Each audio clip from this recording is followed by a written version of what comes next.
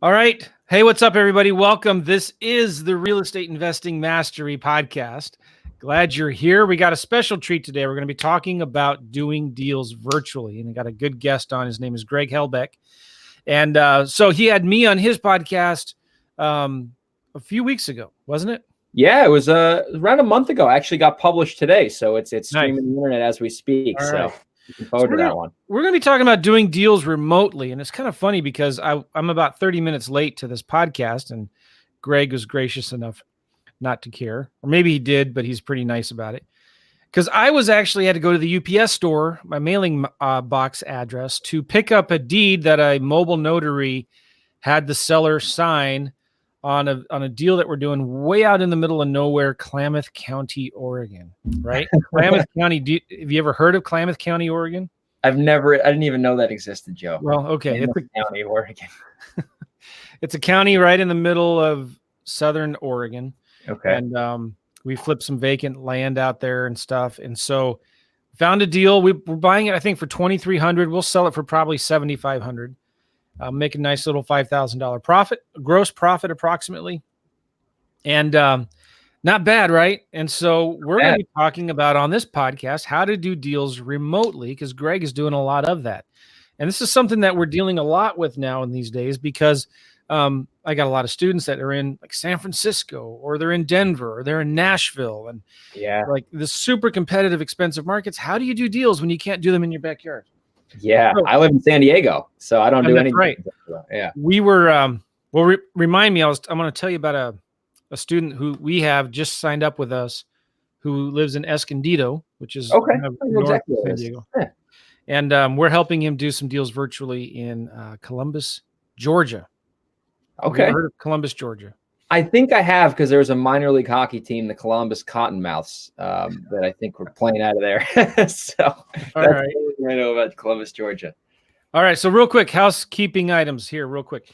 This podcast is brought to you by my book, REI Secrets, Daily Nuggets of Real Estate Investing Wisdom to get you more leads, close more deals. This book, you can get it for free at reisecrets.com, reisecrets.com. I just pay a little bit of shipping, handling, and I'll send it out to you. I did each chapter is only a couple pages long, 2 to 3 pages max, because I wanted it to be where you could sit down and read it real quick, get a little inspiration, get a little bit of wisdom, discover the secrets that I've been pulling together from doing podcasts like this for almost 9 years now. Talking to investors, guys like Greg, say, hey, what's going on? What's working for you in your business? And I take these and I turn them into articles and emails and chapters in this book. So you can get it. It's thick too. I'm really proud of myself. Big book. It is. It's like my last book was 1/4 of an inch. This is almost a full inch, but it's free. I'll send it out to you for free. Just pay a little bit of shipping and handling at reisecrets.com. Cool.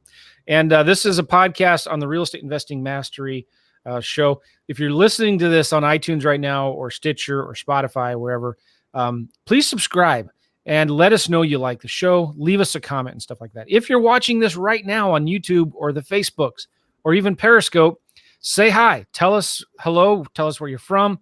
If you've got any questions that have to do with wholesaling and doing deals virtually, now's the time to ask them, because we'll get Greg on and we'll answer your questions. But we love to say hi and interact. And how do you say hi to us if you're watching it on Facebook or YouTube? Well, you do it like Jeff Hensley did right here. He's watching it actually on the Periscopes.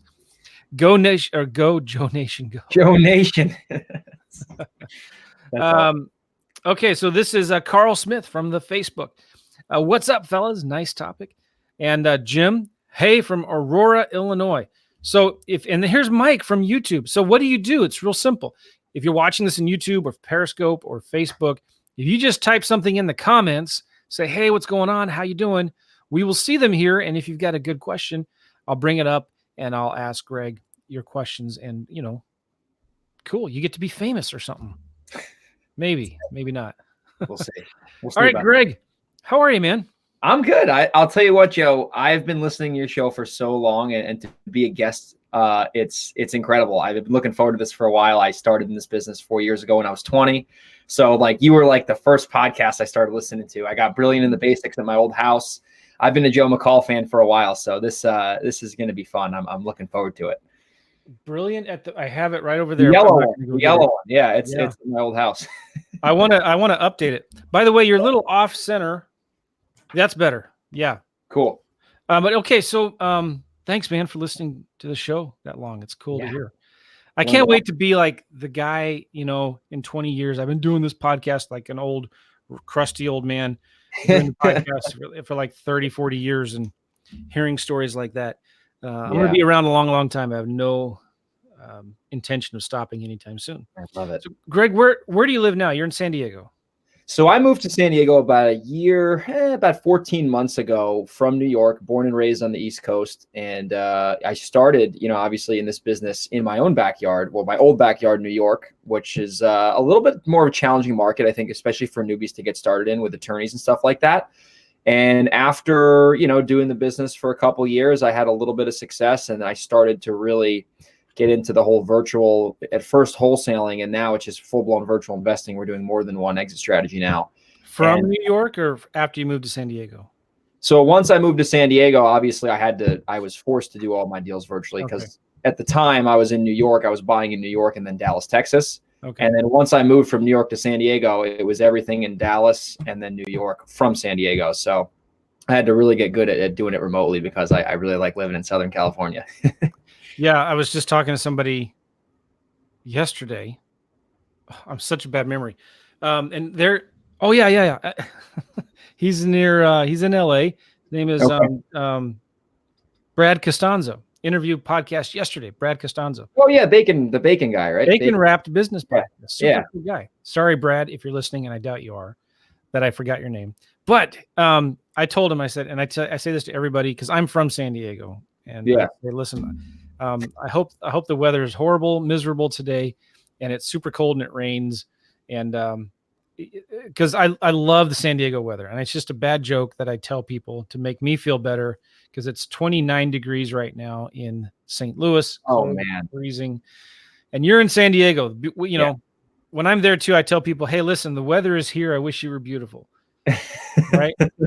But you like it there. Sounds like. I do.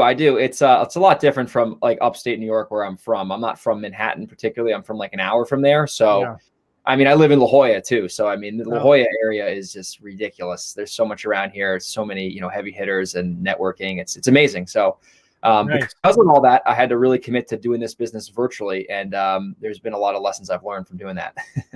Well, let's talk about some of those. Why can't somebody's going to ask, why can't you just do deals in California? Why can't you do deals in San Diego? What's the big deal? Yeah. So here, the first thing about that is that I'm not saying you can't do deals out here. I'm sure if I wanted to do it, I could certainly do that. It would be a new market. I have to learn, new learning curve. I think out in Southern California, particularly, I do think it is a little bit more difficult to get a better return on your marketing, at least initially, because there's just the cost per acquisition, and I'm a big like marketing guy. So like the cost per acquisition, like on direct mail in California, it's going to be a lot higher than in New York, where my cost per deal is like $2,500. I think you're going to have to be willing to spend more money in advertising longer and even be better on the phone because you can't really make as many mistakes because your response rates are going to be low. Right. And I wasn't in a situation where I wanted to start spending 10 to 15K per acquisition in this market. And I think also it seems like the sellers out here are a little bit more savvier. They know their properties are worth $500,000, $1 million. And I figured it was already working really well for me in my market where I understand, the numbers and the exit strategies. It's like, why reinvent the wheel? I have a great team in New York. I have a lot of people I know there. In Texas, it's the same thing. Like, why kind of reinvent the wheel and just deviate from what's already working, Totally true. I have friends that are spending anywhere from I don't know if it's the same as it was a year or two ago. I'm sure it is. So we're spending $7,000 to $10,000 in marketing to do one deal. Yeah, it's a lot. They were making 25, 30 grand per deal. So that's a good ROI, but especially if you're getting started, man, you have the entire United States in your backyard, right? Literally. And it's all really a mindset thing too. I mean, I remember before I started doing it virtually, I'm like, I could never do this remotely. Like, how do you buy a house over the phone? How do you never see a house? And it wasn't until the first deal I did, which was like a huge wholesale deal we did where we made like a lot of money on it. And I remember getting a wire in my bank And I was like, I never met the seller. I never saw the house. I probably have a total of an hour and a half of my time invested in this thing. And then that's when it just was like, all right, I'm going to really get good at this now. And that's when it all started getting better for me. This is cool. I'm so passionate about this topic because, I was doing deals virtually in St. Louis while I lived in St. Louis. That's how I got started. I got tired of going to the houses. I thought, I can just negotiate these over the phone. I didn't. It's not that I didn't want to, although I didn't really want to, but I couldn't. I had a full-time job. I had a family and little kids to take care of at home. I didn't want to spend all my free time driving around town looking at houses. So then I thought, man, if I can do these deals virtually in St. Louis, why can't I do them from Prague in the Czech Republic? Why can't I do them from anywhere in the world? And so we actually, about a year or two after I quit my job in 2009, so in like 2011, we went to Prague in the Czech Republic for almost 3 months, 2.5, and did deals from there. But isn't that a cool feeling when like, holy smokes, all I need is a computer and a cell phone, right? And I could do these deals anywhere in the world. Yeah, it's like liberating, because then you're like, especially when like, and the spreads we were making, like that was another thing I want to talk about, like how to really get the most spread. Yeah. The spreads we were making were big. They were bigger than some of these deals I was doing in New York, and I wasn't even seeing these things. And I'm like, oh my gosh, like it's literally like, it just comes down to like, I think 5 years ago, really, this wasn't as common. I mean, there were people doing it, but now as it's getting more popular and as people are seeing like, hey, maybe their market isn't the best to do like locally, it's just so much more possible now. There's so much more information on how to do it. And really, it's as cheesy as it sounds, it's really a mindset thing. Because if you have either a team that you're the boss of, or you're JVing with people, which I'm a big believer in the JVing thing. I mean, you literally just need to get good at a few different things, and you can partner with other people. They can do the rest. And now, I always say 50% of something is better than 100% of nothing, especially if you don't have to ever leave your house, or you can do this when you're traveling. It's a no-brainer. Do you know Chris Chico?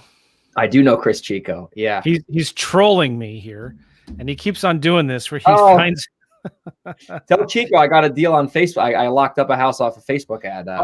Boom. Yeah. It was like 2 weeks ago. We're still trying to sell it, but it was our 12th lead on Facebook. There's a contract so far. So those of you on listening to this, I just posted a comment from Chris Chico on Facebook. He keeps on trolling me. I think I need to unfriend him and block him. He says here, I've heard of this virtual thing. Tell me more. And the reason why that's funny is because Chris Chico looks like Richard Simmons, and he acts like Richard Simmons. I'm just kidding. Today's Halloween though, and I've seen a picture of Chris Chico. He dresses up as Richard Simmons with the hairdo, the bushy hairdo, and the tight shorts and the tank top. It's pretty scary. Anyway, so Chris Chico is a creator of something that is one of my not my first, but it was the first course that I bought back in 2008, where I did my first deal. It was called virtual wholesaling. He might've been called absentee owner profits, but he later changed the name to virtual wholesaling. He kind of coined that phrase, I think. Or he stole it from somebody else. But anyway, it's so cool that he's here, because it was super mind blowing to me. Like, you mean like you can wholesale deals virtually? And Chris Chico, when he created that course, I remember, by the way, he has another comment here that says it does not work with Apple phones. Are you an Apple guy or an Android guy, Greg? I'm an Apple guy. I don't like Androids. Okay, good. Yeah, I'm on my MacBook and I got my iPhone downstairs. Yeah, I'm not a Droid. I know Chico. I was texting him. He has a Droid. I couldn't iMessage him. So, yeah. I don't like when you text him, you get the ugly green. Yeah, you get the green. You can't see if he read it or any of that. You can't see him typing. You know what the truth is? I'm just taking a little rabbit trail here because I like to give Chris a hard time. I've heard that girls in high school and college, right? Mm-hmm. They will judge a guy by what color text, like when a guy's texting them, right? And if they get a blue text or a green text, they will judge the guy as saying, oh, he's not good material, good dating quality, or not a good, like he's cheap. He's got an Android and he's texting me with a green text, right? Not that I know what I'm talking about. I think that might be true because, especially every time I was texting someone and they had the green little bubble, I was just like, ooh, can I take this person seriously? Can I trust this guy? Can I trust this person? Are they on a flip phone potentially? You don't know. They could be on a flip phone. That's it. Okay, so back to Chris. Oh. He's giving me a hard time. You guys are brutal. Okay, so cool thing now, Chris has a course on Facebook ads for real estate investors, and it's actually really, really good. Greg, you've gone through it. Yeah. And it's getting leads. We're getting leads cheap. It's really good. I mean, especially if you're doing this remotely. I mean, I'm doing these are all in New York, and the leads are coming in. They're solid. So Chris, just because I won't giving you a hard time, what is the best website for people to go to get more information about you, Chris? I mean, Chris is a good friend. I was just hanging out with him the other day, and I owe a lot to him. I don't like to tell him that, but he's one of the good guys. And he's got a great course on Facebook ads for real estate investors. I think it's flipanywhere.com, or just go to his YouTube channel, do a search for Chris Chico on his YouTube channel. But I was going to say this. I remember when I was listening, I had an old course from two guys, and I won't mention their names because they had this boot camp, and I remember hearing this guy because Chris has a Puerto Rican accent, right? And he was at the mic asking the guys on the stage on the boot camp recordings, right? Yeah. He was asking the guys on stage about virtual wholesaling, and this must have been 2007. And I remember so clearly the guys, the speakers, the professional guys were like, "Nah, it doesn't work. That's so stupid. Like, are you crazy? No." And I remember hearing back at that day, because there were some forums out there where people were saying, "No, you can't do virtual wholesaling. You've got to see the house. You've got to talk to the seller in person. It doesn't work. Don't listen to these young scam teachers, whatever, that will tell you that you can do virtual wholesaling." And so that's funny, because then about a year later, it was that I was watching a video from this Puerto Rican kid who had a course called Absentee Owner Profits on virtual wholesaling, and it was Chico. It was the same voice that I'd heard that was asked that question at that boot camp, and they were giving him a hard time. And by the way, those two guys are not even around anymore. One of them went to jail, and the other one just kind of, I don't know. But so I was going to say something about maybe Chris Chico's going to go to jail now, but no, he's probably not. So anyway, I remember hearing about virtual wholesaling that before I even quit my job back in 2007. And I'm thinking, that is so amazing that you can build a business with the right systems and the right people and the right marketing, that you can do these deals from anywhere in the world, right? Yeah, totally. And it was like, I was the same way. I was like, does this work? I think once someone does their first virtual deal and they get the money in their bank account and they can see it, it's almost like a newbie doing their first ever real estate deal. I remember I did my first deal. I was 21 at the time, and I was still in college, and I was like, oh my God, I just made money in real estate without having a job. This is crazy. And then, a couple years later, it was a remote deal. And now I'm like, oh my God, this feels almost better than my first ever deal.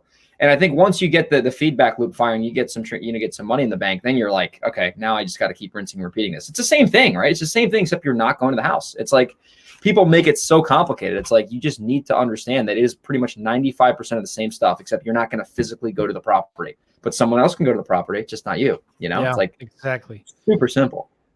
A lot of the deals we're doing, especially in the lease option side, I have the owners send me the pictures.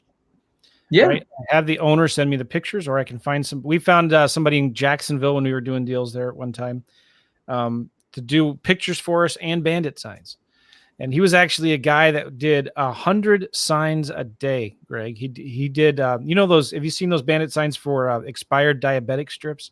Yeah, I've seen those all over the place. Well, this is one of those guys who does that in Florida, does 100 a day. And we hired him to do our bandit signs. And we hired him to take pictures and show the houses for us and stuff like that. So they're easy to find people to be your boots on the ground if you need to, right? It's funny you say that, but when I used to do bandit signs a lot. That's how I got started. But recently I stopped doing them as of 6 months ago. The person I hired for bandit signs, I never met him in person once.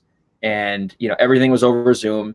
He got the signs, there was no issues. And I never met the guy. I'm like, what? Yeah. And he had no issue with that. I'm like, dude, I'll pay you every week and you'll have the signs. So, did you use something like Simple Crew to manage that? No, I would have him send me a report of all the signs that were put out and then all the signs that were taken out. And then I would just try to track, see how many were staying, how many weren't staying. And then he would send me a picture of every time he was done, he would send me a picture of where the sign was. And that's how we did it from there. But the signs There's started to tank in my market. there's an app, if anybody's curious, called Simple Crew. Simple Crew. And it's an app. So the person who does your signs takes a picture of the sign from the app, and it geolocates the picture and puts it on a map. So you can see on a map all the pins where this picture was actually taken. That's pretty cool. I got to check that out if I ever want to go back to bandit signs. Yeah. Yeah.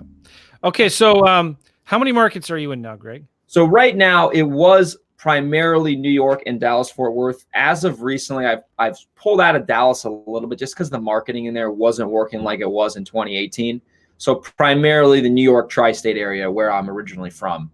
And the reason being there is because, number one, I know that area like the back of my hand. And number two, I have, so many people I know there that I can either partner with or I can have go to those properties on my behalf to take care of, a lot of the rehabs we're doing, where obviously, I'm closing on these properties with other people's money. So I need to make sure I have a solid team in place to take care of those properties. I love that you're picking New York State too, because you probably don't have as much competition there. Everybody thinks it's hard to do deals. No investors in New York. That's why I love it, because the marketing is so. I mean, my cost per deal in New York on direct mail alone is around $2,200 to $2,500. My leads per contract is 35. So every 35 leads off direct mail, tried and true, is a deal. And I mean, even the spreads in that market. I mean, we're doing wholesale deals where, they're 35, 40 grand. We've had wholesale deals. We're making 80. I did a rehab, made over 6 figures net profit. So like the spreads are big. There's not as much competition, but the issue is the sales cycle is very long because there's attorneys involved.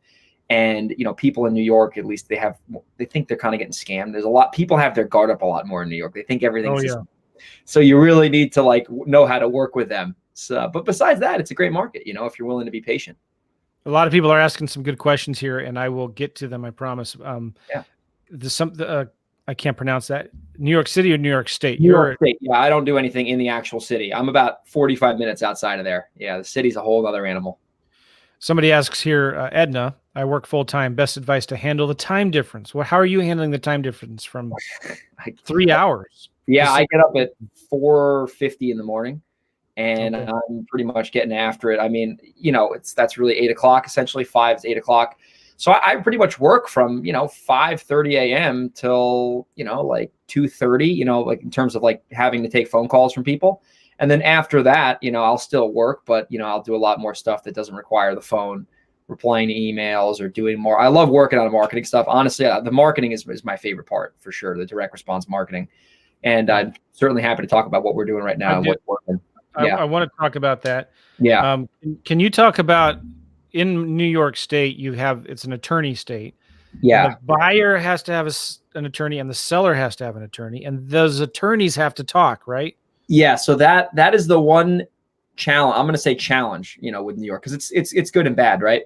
So that's something that I don't hear a lot of people talk about too. So in New York, you have to be both represented. So the issue with that, and I'll tell you why it can be problematic for people sometimes, is because, when you get a deal accepted, you normally don't just sign a contract on the spot, because in New York, it's best practice to where you send the terms to their attorney looks at it, they agree to it, and then they send it back to your attorney. And I'm sure attorneys, Joe, they're very slow and they have a lot of things going on. So sometimes we'll get a deal accepted and it won't go into contract for another 3 weeks because the attorney has to send us the contract, and then we have to make changes, and then we send it back, and then we fight about the deposit. So it's just, the sales cycle is a little bit longer, right? And it's the same thing when you're selling. We've rehab houses and we do wholesaling, and when we go deal with retail buyers, they have an attorney, and there's just a little bit more, there's more people involved. So I think that is an opportunity where, it prevents the market from getting really, really competitive, because it scares a lot of people away, especially from virtually wholesaling in New York.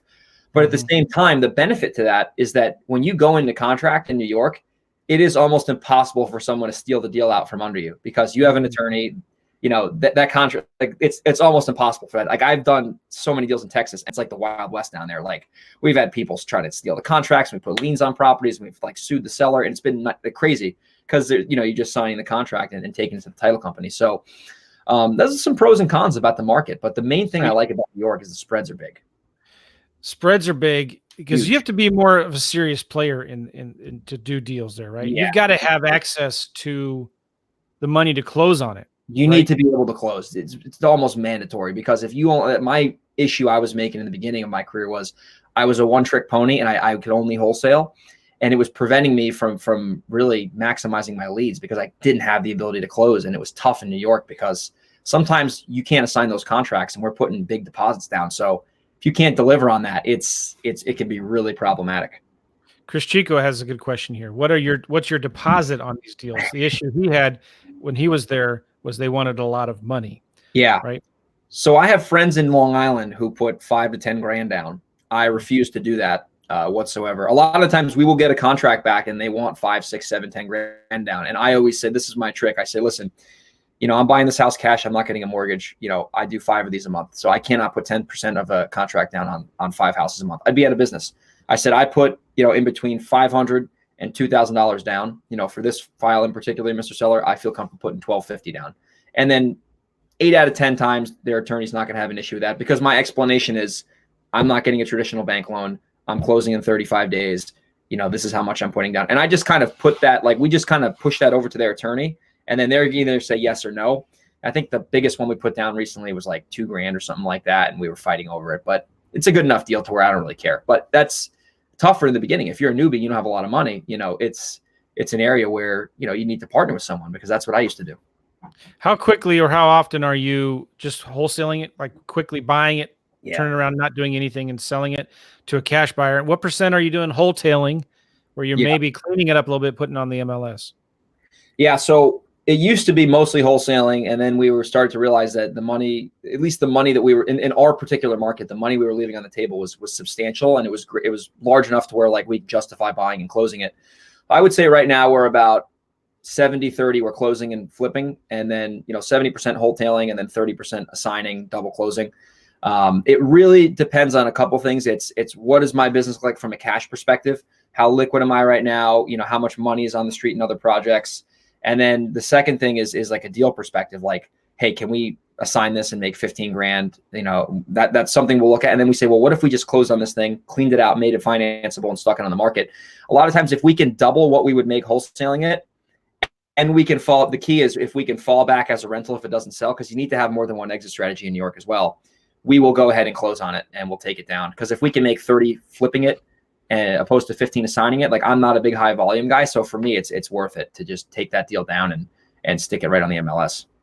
So the attorneys are okay with letting you double close or do an assignment, right? Yeah. For the most part, the assignment, they won't care about if you really know how to word it correctly. And the key in New York is you got to have a good investor-friendly attorney to represent you, right? Which is first and foremost.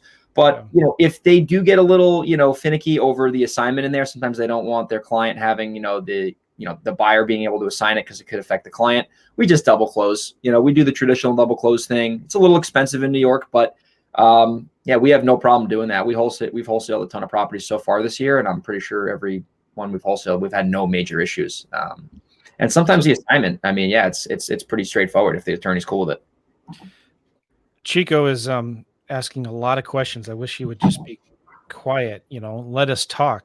He says here, do you use your own contract or the standard agreements that your attorneys require? You got to use the attorney contracts. Yeah, there's typical New York State contracts. You can't just use a one-pager. I wish you could, but they would not.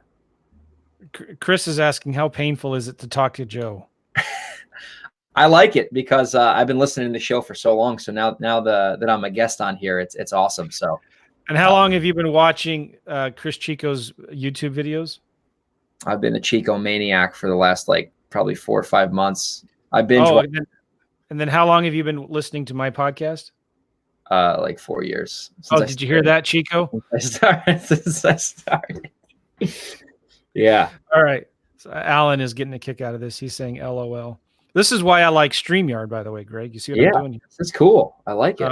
Okay. So, somebody who is new is maybe they're looking at New York State, or they're looking at Illinois, where they hear wholesaling is illegal, immoral, and fattening. And, or they're they're wanting to do deals in another state.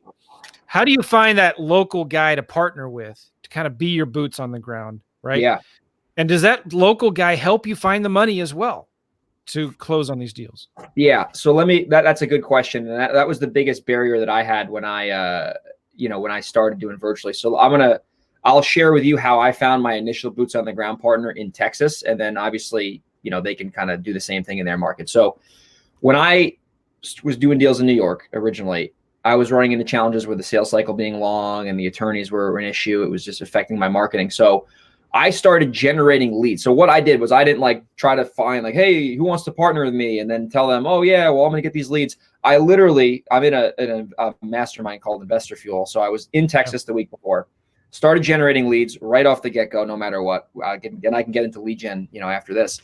And I said, all right, I'm going to start, getting these deals over the phone, right? And then once I have a deal, I'm going to go to someone who I met in Investor Fuel and I'm going to see if they want to partner with me. Cause I don't want them to be like, oh, I'm going to wait for Greg to call me. And that, like, I want them to, like, when they get a call from me, like, we're making money right now. Like, I'm not going to waste their time. That is so important. Yeah. So That's important. The same with, like, if you're trying to work with realtors or you're trying to work with investors, and you got to have, like, don't just come to them and say, hey, I'm going, title companies and attorneys, right?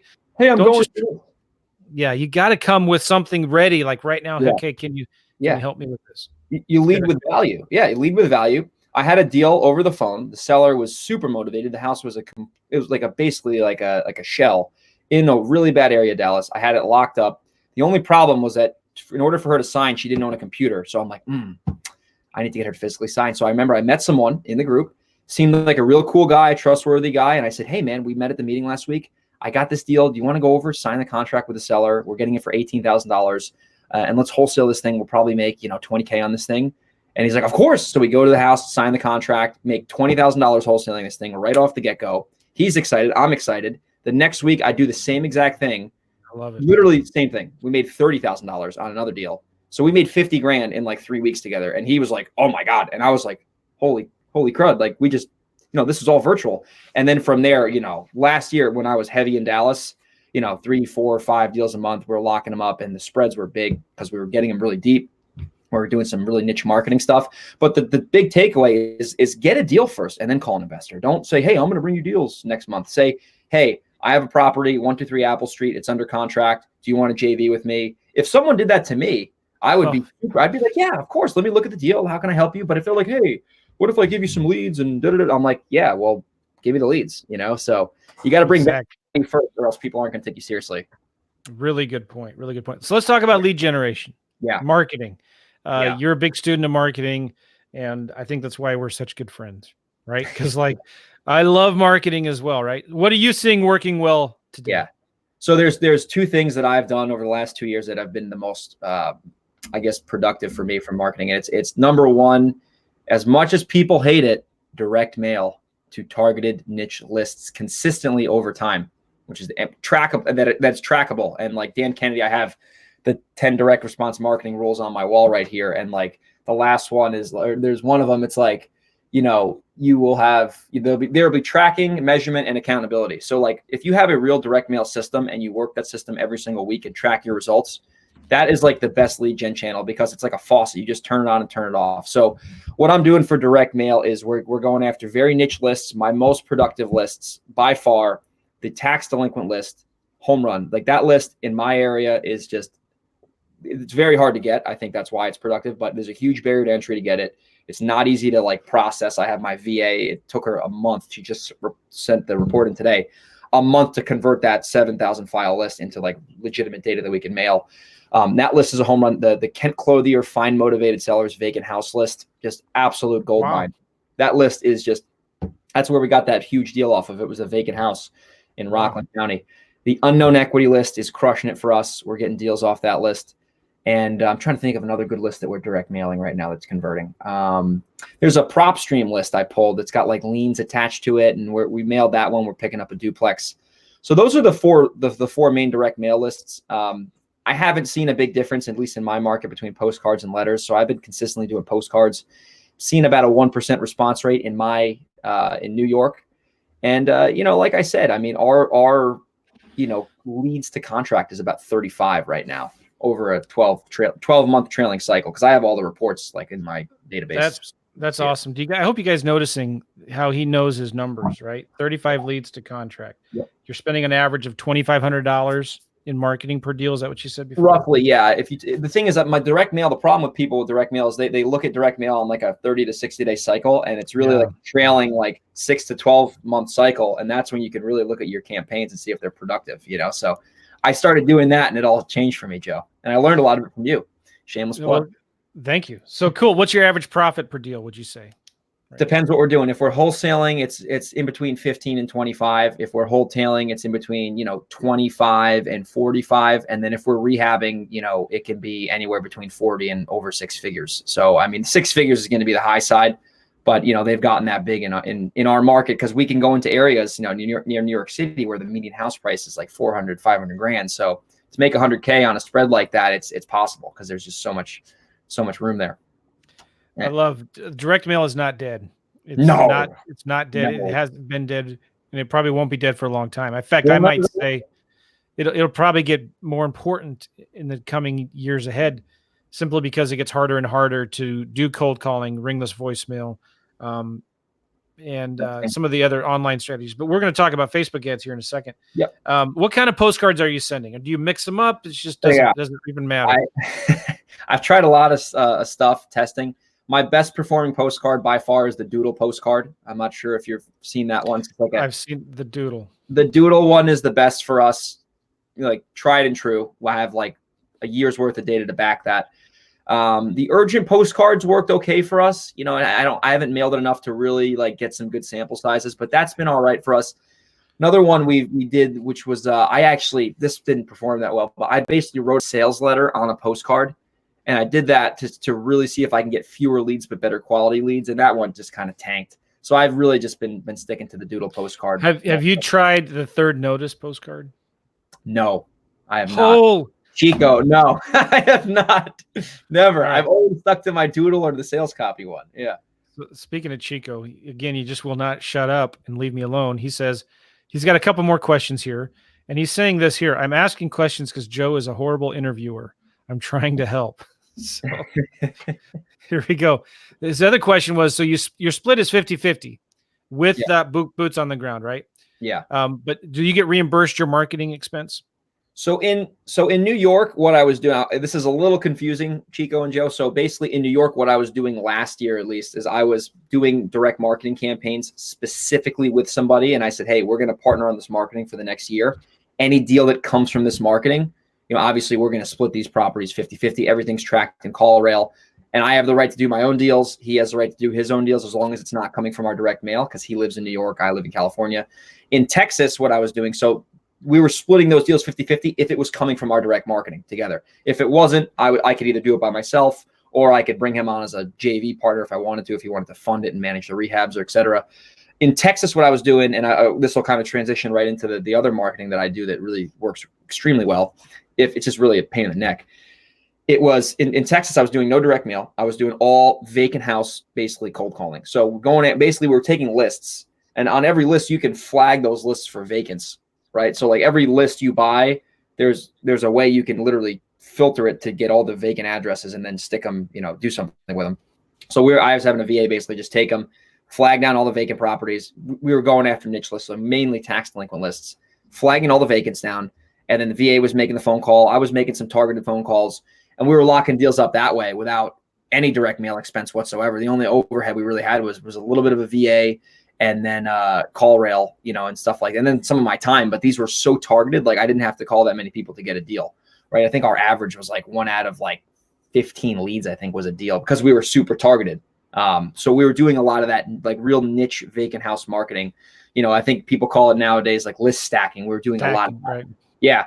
So that was working really well in Texas, at least. And in that situation, what I was doing with the JV guy is I was just saying, hey, listen, I'm going to do my own marketing here. When I get my deals, when I get these deals locked up, I'm going to partner with you on a case-by-case basis. So I can do deals on my own if I want to, but if I want to do a deal with you, I'll bring you the deal first, and then you just sell it, or we take it down together, and then we split it on the back end. And my marketing cost wasn't substantial, so I didn't really do any reimbursements for marketing, because it was like a couple $100. So to me, it didn't really matter. Some people are going to wonder, why don't you just hire an acquisitions manager? Because I like your method. I've done that in at least 6 different markets, right? Yeah. Why not hire an acquisitions manager? To be honest with you, I didn't want to do it because the person I was partnering with, and I'm still doing deals with him to this day, not as many as I was last year. He knows the area. He already has a buyer's list. He's an experienced investor. He's extremely incentivized to be productive. And for me, I'm like, if I got to hire an acquisitions manager, train them, then it got to get a dispositions manager. By the time I'm done paying everyone and managing people, it's like I'll probably make a little bit more money, but how much more time am I going to be involved with? Like when I'm partnering with this gentleman, I'm really not involved that much. I'm getting the lead, locking it up, and then basically that's it, right? So I would argue you make more money by partnering with somebody on the ground because real simple reason. They can go to the seller, meet them in person, belly to belly, get a bigger discount than you probably could over the phone, right? They also have the connections with the title company, with the attorney. They have access to the money. They have access to the buyers. So they can get a lower price, sell it at a higher price, close quicker, and do more of them, right? Yep. And so even though you're splitting the pie, it's a bigger pie and you have more of them. So you're going to make more money by doing this. I couldn't agree more. And it was like, I'd rather do that than have to, manage a team from afar. I think a mutual friend of ours, Haim, from San Francisco, he had a full-blown team out in Memphis, and he was managing the team. And then he actually eventually shifted his whole business model to where he didn't want to do that anymore. And now he's doing deals in San Francisco. Because I just didn't want to really manage a team from afar. I'd rather partner with someone. And the key is like both of our interests are aligned. Like he wants to make money. He's a principal in the transaction. I'm a principal in the transaction. He knows the market. I don't have to reinvent the wheel. And it allows me to focus on doing what I do best, which is marketing and getting, talking to people, getting deals over the telephone. Nice. And, sorry, I was just responding to it. I was just responding to a green text from somebody. We're getting some really cool cats here responding to these messages. First of all, Chris Chico asks another stupid question. What's your direct mail budget per month? It's around $5,000, 5 to 7, depending on what's going on. But New York, not as much competition, so I can spend less. So it's like 5 to 7 grand, I would say, any given month. And I'm not going after high volume. Actually, it's funny. A lot of the deals that we're doing now are from like leads that we got like a year and a half ago on the follow-up. And that was like from a direct mail campaign 2 years ago. And now that's coming all the way around, and we're getting them 2 years later, and there's no competition because we're the only ones who've been calling them for 2 years. Now, Janet Jackson here asks the question. I know, John. Janet Jackson says here, so glad Chris Chico is dropping solid gold questions. Solid gold, Chris. Corey Boatwright. Love doing deals with Corey. I did a deal with Corey. We did a deal in Texas. We actually, we did a little wholesale deal. It was off a PPC ad. Never met the seller, never went to the house. And Corey, that was a couple months ago. What's up, Corey? Why does Joe look like a serial killer? That's funny. All right. Chris Chico's got another awesome question here. So you put them in touch with your person, and they are the ones that will put them under contract unless you just do it over the phone. Yeah. So if I do it over the phone, then obviously we just take the transaction from there. We'll go ahead and either wholesale. A lot of times we're actually going to buy the house instead of wholesale it, just because we can make more money a lot of times. Yeah. If they're going to go to the property and like negotiate with the seller, I'm going to make sure that they're pretty much ready to go. Like maybe we're off a little bit in price, or they can't sign remotely. But like if I'm going to send somebody out to the property, I'm going to make sure it's not a waste of their time. I'm not just going to treat them as a regular acquisitions person where you just, go on whatever. Like if they're going to the house, it's high chance they're going to get that deal. Like very high chance, 80% or greater, I'd say. I did a course called Automated Wholesaling, and I used to sell it for $5,000. And I took it off the market a couple of years ago. And this is the same stuff I taught. Guess what, though, guys? Pay attention, because in the next few months, I'm going to give away that whole course for free. I used to sell it for $5,000, teaching the same exact stuff we're talking about here. But I'm going to be doing it where I'm releasing 1 of 10 modules a day for free. So it's only going to be up for 24 hours, and I'm taking it down, each module. So if any of you are interested in learning more about this, stay tuned, because I'm going to be releasing that. Real quick, Brian Johnson is asking, Doodle postcard, what's that? You can find that on any of the big printing companies, right? Yeah, it's like, hey, I want to buy your house, with like an arrow. It's kind of like an ugly, cheesy postcard. I personally would never call myself, but you are not your customer. Oh, we were talking about the third notice postcard. So Yeah, Greg, remind me afterwards. You'll get triple the calls, but they will be, especially from New Yorkers. These New Yorkers, they'll be really upset, but you will get deals out of it. And Chico has a couple, 3 of them that he's done. And if I don't think you'll have a problem with me sending them to you. I don't know. If you do, Chris, let me know. But they're obnoxious. So you got to test them, especially New York. This would be hilarious. What you need to do is like save all of your angry voicemails. Okay. And release it as a video on YouTube or Instagram or something. Oh my goodness. It's pretty hilarious. Maybe get a different phone number that's like hidden behind like a virtual number and use a different name and different company or something. Yeah. Yes. But you will get deals out of it. Okay. So let's talk about, we're back to marketing.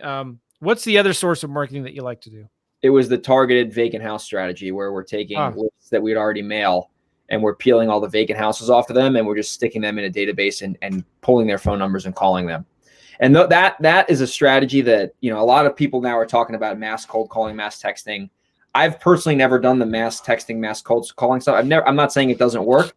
It was never attractive to me, because I'm like, if I got to call 50,000 people to get like 20 leads, like I'd rather just whittle this thing down. And the way I started doing this like niche marketing stuff is I took the best deals that I did at the time. I said, what were the common denominators for all these properties? And there was like the same 3 things. They were vacant. Every house was vacant. They had some sort of back tax or mortgage delinquency. And a lot of the times these were like deceased owners, and like they were never in probate or anything. Like it was like title issue. It was basically an empty house sitting going into default, whether it's tax default or mortgage default. And then I was like, well, what if I can just reverse engineer a list like this? So I would take the tax list, pull all the vacants out, or the foreclosure list, pull all the vacants, skip trace them. A lot of these owners were deceased. And then right there, that's essentially a probate deal or an inherited property, but no one's even targeting them, because on paper, they look like they're alive until you skip trace them. You find out they're deceased. That's why the loan's in default, and that's why it's vacant. So like, and the good thing about those is the spreads are massive. A lot of the stuff I actually learned from Larry Higgins with Skip Cheney, who's good buddies with Chris Chico, if you're still watching. Larry taught me a lot of stuff. But those deals are what's it called? Were the fattest deals we were doing. Like, and these were like the highest profit margins. The drawback were title issues, like the title problems on these. I did it, actually, funny story. I did one deal in Austin, the only deal I ever did in that city. 21 heirs on this property. So there were, I think, 18 heirship affidavits. It took a whole year. We rehabbed the title. We ended up wholesaling the house. We rehabbed the title, but there were 21 heirs involved in a property that was vacant with taxes. It was insane. But like just completing that transaction, it was like, wow, if I can go through a property with this many title issues, like, that gave me a lot of confidence. So there's not a lot of investors going after those either, because no one wants to do that type of work. But I mean, the spreads you can make on these deals are incredible. Half the people don't even know they own the house. I did a deal last year where I called the lady out of the blue. I said, hey, are you related to, XYZ seller? They're like, yeah. I said, well, you still own this property. They've passed away, but this thing is empty and it's just sitting here collecting dust, essentially. Do you want to sell it? You can put some money in your pocket. She's like, yeah, sure. How much can I get? I'm like, what do you want? She's like, I take 15 grand over whatever's owed. So we got this house and flipped it and made like 50 grand, but she didn't even, it was like found money for her. She didn't even know she was going to get So like those properties are really fun too. Chris Chico's saying, send those obnoxious postcards. And I will send them to you, Greg, after we're done here. Claude Diamond in the house. What's a postcard? Claude is funny. He does mostly social media marketing. He doesn't like direct mail. Although he does, he just doesn't know it. Corey saying here, smart equals polygon type list. Not sure what you mean, Corey. Polygon, five maybe distress points. Is that what he means by that? Polygon? Is poly 5? A polygon is like you take a map and you draw a polygon around an area, maybe. Ah, interesting. Okay, here we go. This is the best interview you have ever done. You've mentioned my name so many times. I'm going to list it again just to hear my name again. All right. So I got to get going. Oh, good grief. Greg, let's have you on a real show, my YouTube channel. You should reach out to Chris. That would be awesome, Chris. YouTube show. I watch your YouTube channel a lot. I'd be happy to be a guest, man. Hey, you know what? His cell phone number. I got it right here. Let me tell you what his cell phone number is. And you can just you can just call him. It is, I'm just kidding. I got his number. Okay, so we got some questions here about PropStream. What is the list you pull through PropStream? By the way, I love PropStream. The list that Greg was talking about is the lien. You just look up a zip code or a county, and you can pull all of the liens. It's just in the drop down. Go to propstreamjoe.com. PropStream, look at that, baby. Ooh, PropStreamjoe.com. I use it all the time. You can get high equity, low equity, vacant, free and clear, vacants, liens, judgments, bankruptcies, divorces. Yeah. And you can search for absentee owners, owner occupants. It's fantastic. You get to, if you use my link though, you get to download more on a daily basis. So make sure a lot of people sell it, but if you use my link, you get more downloads. You go to propstreamjoe.com. It's $97 a month. You can download up to, I think it's 10,000 a month. And, but if you go through buy it the normal way, you only can download like, I think 500 a day. You can do a few thousand or 5,000 a day, I think, with mine, propstreamjoe.com. Cool. Man, Greg, I don't know the last time I had so many comments on a podcast. I think just people, they like you or they like talking about closing deals remotely. Corey here. Look at that. And Ron is saying, where do I hear it again? Well, this will be replayed on YouTube and Facebook. You can also go to realestateinvestingmastery.com to get the show notes, to watch the video, to get the audio, to get the transcription. If you go to Real Estate Investing Mastery. Oh, you do transcriptions. That's awesome. Yes. Oh, yeah. Huh. I sure do. Pretty fancy. Look at that. Okay, good. Greg, any final tips here that you want to share with folks? Track your numbers, because once I start especially if you're going to do this remotely, like people are like, oh, I'm not going to see the house. Like if you can just understand the marketing numbers and like I just know the numbers for mail and for vacants. Like if you know the numbers and the numbers are, you track them and you see over time they're accurate. Like 1 out of 4. I'm a big law of averages guy. So 1 out of 35 for mail, 1 out of like 15 for the targeted stuff.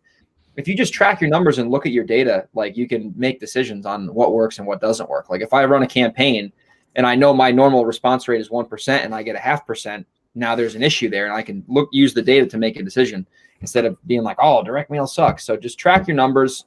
If you do track your numbers consistently, it's going to allow you to be able to do more deals and do it remotely. Because if I know in one market my KPIs are X, Y, and Z, I can go test another market with a bunch of data that I'm using in one market and see if there's a delta there or not. So the better you track your numbers, it's just easier to do many different things, even when we close now, because we're not always wholesale, we're flipping, and there's a lot more capital involved. So the main thing is track your numbers, especially when it comes to marketing. And what CRM are you using to track your numbers? I'm using Podio for my CRM, and then I also, I'm a very simple person too. So on top of Podio, I do have Google spreadsheets where I have like the high level KPIs, like leads, offers, contracts, closings, private lenders, stuff like the critical things that matter. So between Podio and then the Google Sheets, that's how we're doing it. Very cool. I'm doing some direct mail right now with my boys for vacant land. And you want to see something pretty cool here? Absolutely. This is in Oregon? We're Oregon and Kern County, California, and Los Angeles County. Bakersfield over there? Yeah. Do they call it California, Bakersfield? The armpit, yes, they do. I'm going to the New Jersey of California. I'm going to share my screen with you here. Do you see this? Yeah. This is I'm using FreedomSoft. I white labeled it, called it REI Simple, and customized it for lease options and for land. And my boys are doing this, right? So I've got 59 deals they're waiting for me to review offers. We've sent 24. So we just started this about a month ago, right?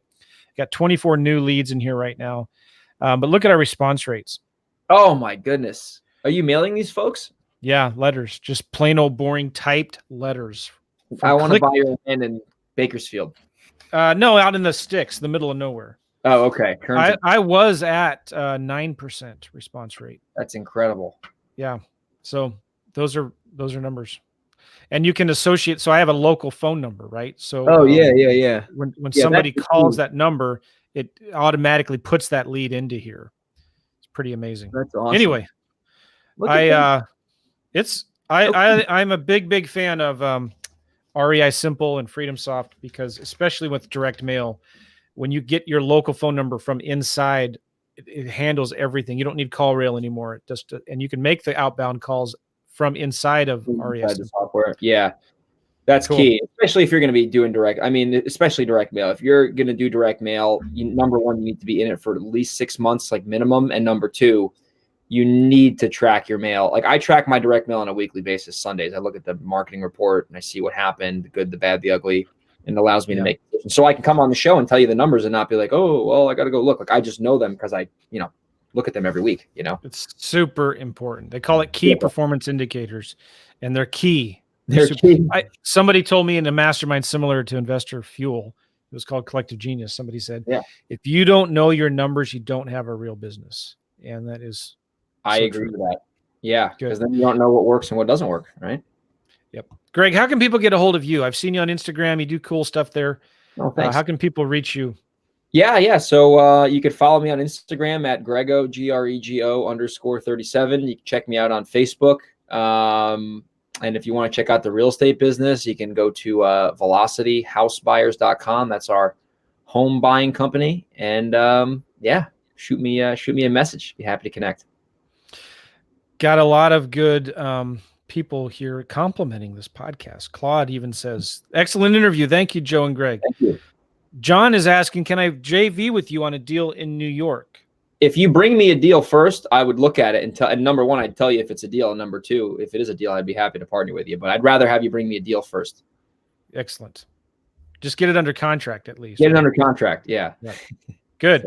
All right, Greg, this has been a great interview. One of my funnest, most funner podcasts that I've ever done, man. Look at that. Well, thanks, man. It's been cool to get on your show, man. You have a podcast too, right? Or a YouTube channel? What is it? I do. Yeah. I got a Pave the Way podcast. We put out 2 shows a week. Joe was actually, his show went live today. So people are probably loving it. I got to go look at the dashboard, but yeah, Pave the Way podcast. If you want to check it out, you get to hear cool guests like Joe, and a lot of other mutual friends have been on the show. So yeah, it's been fun so far doing that. Pay attention to Greg, guys. He's going places. He might be, I'm just telling you, follow him.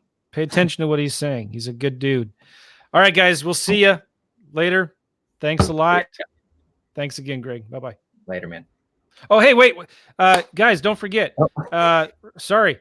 You can get the show notes. I think I already said this, but you can get the show notes, the transcripts, and all the links that we just gave at realestateinvestingmastery.com. Real estate, if I can pull it up here. There we go. Real Estate Investing Mastery is the name of the podcast, right? So get the show notes, the transcripts, the audio, the video, all the links, show notes, everything, all that stuff at realestateinvestingmastery.com. And if you like this show, give us a thumbs up right now on this video, or a like in Facebook, a thumbs up, share it, and subscribe to it in iTunes. Leave us a review in iTunes. I'd really, really appreciate it. And that's all I have to say. All right, I'm out of here. Thanks. See you, Greg. Bye-bye.